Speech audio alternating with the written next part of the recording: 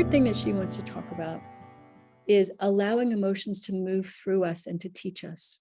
So this is one of the things that she's talked to me about many, many times, as well as you'll find it in other channeled readings, such as through Mary Magdalene Beckons, through my dear friend Mercedes Kirkle. And in essence, what this means is that we're allowing emotions to teach us. So no emotion is wrong from this perspective. No matter if we label the emotion as good or as bad or however it feels in our body, just as long as we don't hurt another people, it's not wrong. We allow emotions to move through us and to teach us so that ultimately we are led to our highest wisdom and highest unfolding.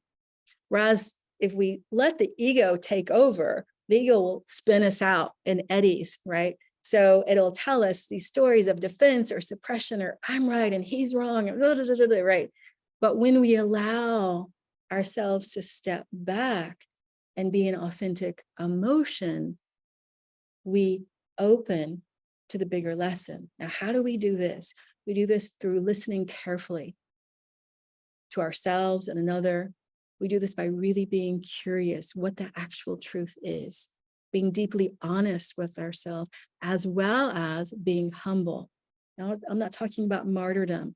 I'm talking about being humble enough to authentically see what is our responsibility and what the actual truth is. How much do we need to take responsibility for what just happened? And when we do this, we move beyond the beliefs and attachments of the ego. Another way that I like to talk about this, I've mentioned this many times to patients, is like, it's like the inhale and the exhale of emotions, right?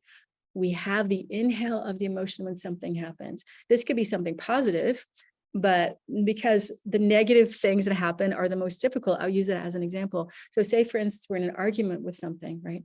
We have that experience, we inhale it in, and then we're asked to process that experience by being honest with ourselves, by being curious, by being humble. We process that experience, and then it leads us to really learn from the experience. So it's not an ego experience where we're trying to be right.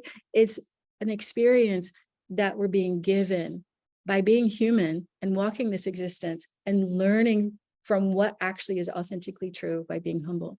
So as we process this, then we can exhale the emotion out. Sometimes that requires action, sometimes it doesn't, but whatever happens, we can exhale it out to its completion instead of having it run around like an eddy.